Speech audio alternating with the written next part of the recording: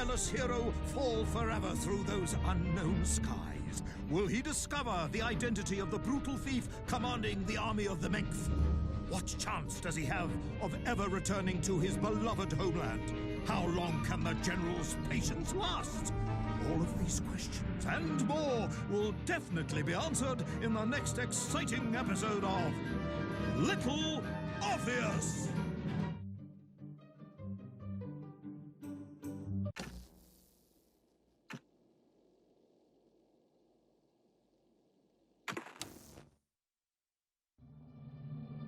I plummeted down through that weird sky towards a great turbulent ocean that roared and swelled.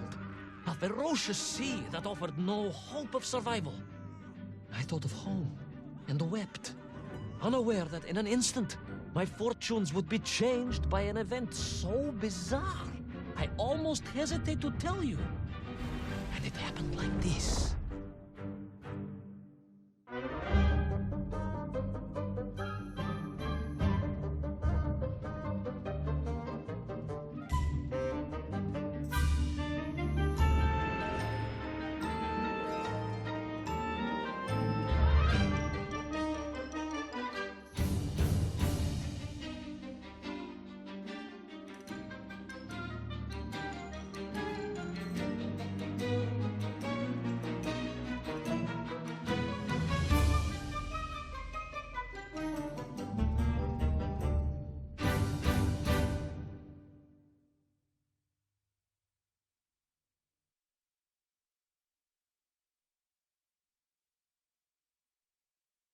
A giant whale? It was huge, General. You were swallowed by a giant whale. Yes, General. You look remarkably well for a man who was swallowed by a whale. I am blessed with a strong constitution, General.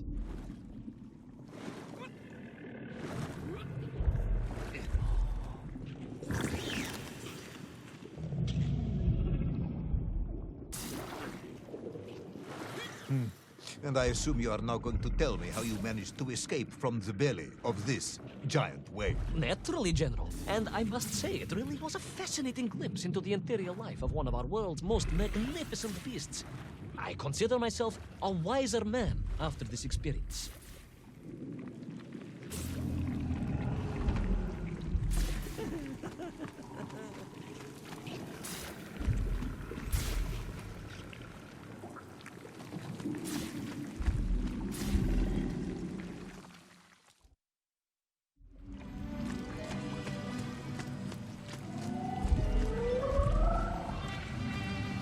An extraordinary place, General. I could perhaps deliver a lecture on the subject to Moscow University's Zoological Society, if you like. I only want to help. The Moscow University Zoological Society has, I suspect, better things to do than listen to the ramblings of a man who claims he was swallowed by a whale.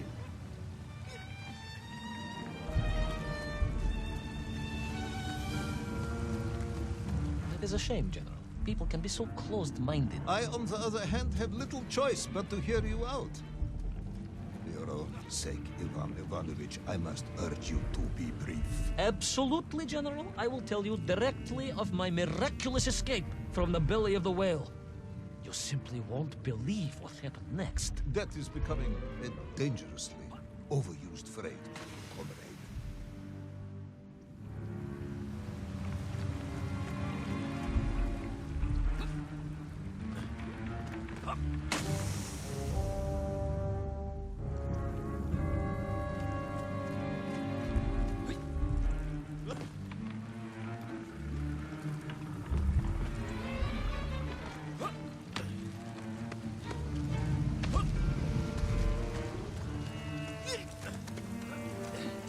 And so I found myself deep within the whale's organs. A strangely beautiful place. A sort of fleshy wonderland. A glade of polyps and globules. A landscape as awe-inspiring in its way as the forests and mountains of Altai. Oh, my home, General, that I yearned and longed for, and only hoped, as I hope now, that I might one day see again. I think we're all longing for home at this point.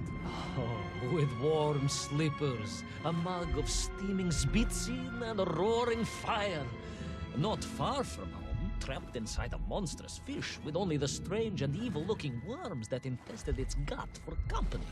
With only one's dedication to one's country and mission to keep one from falling into despair. But no, General, I could not. I had to escape, to find little Orpheus and my way back to the surface and home.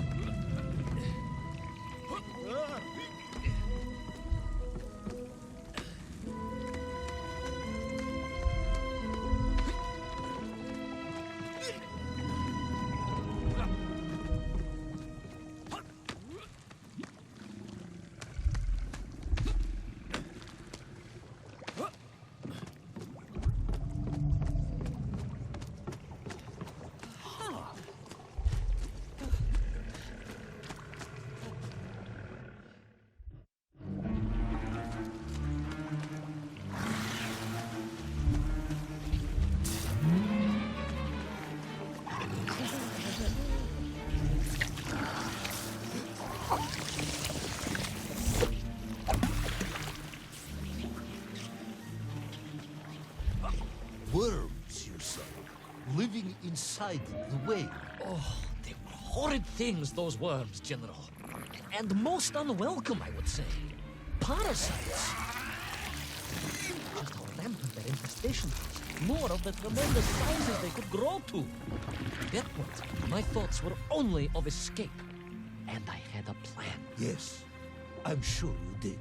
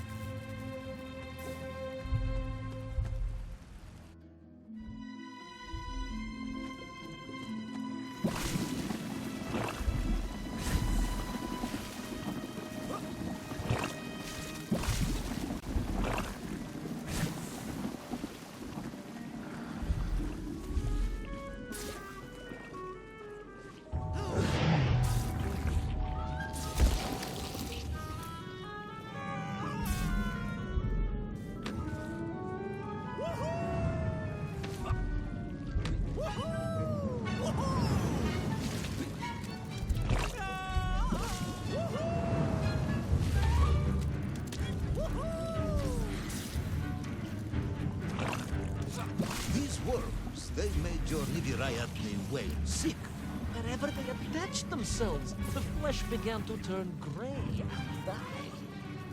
It was a truly distressing sight. I resolved myself to assist the whale by removing the leeches wherever I could find them during my escape.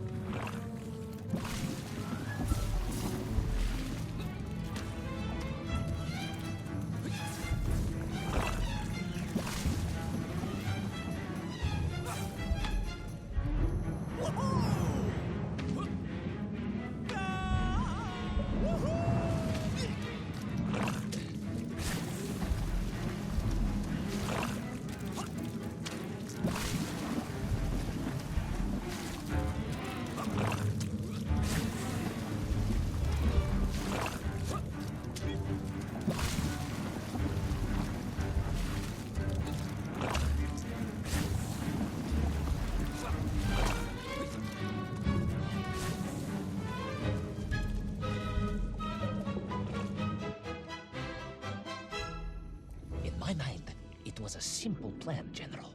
I would climb up through the whale's throat into its mouth, then wait until it opened it to feed and swim out. Ah, yes.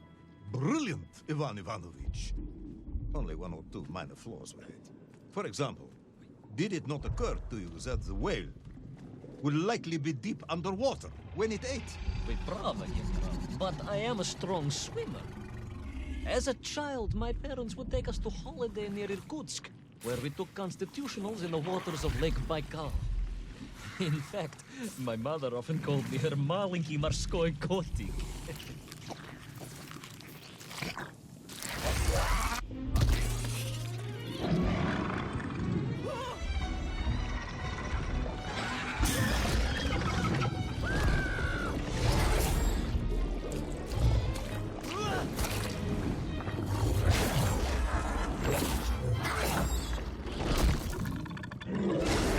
A giant worm for a giant whale, huh? At the risk of repeating myself, it was huge, General. The Moscow University Zoological Society may be interested after all. Let us take a moment, Ivan Ivanovich. Your ridiculous plan to escape through the mouth of the whale failing, you would now have me believe you had embarked on some misguided crusade to free it of the worm infestation. To what end, exactly? When one suffers, we all suffer, General.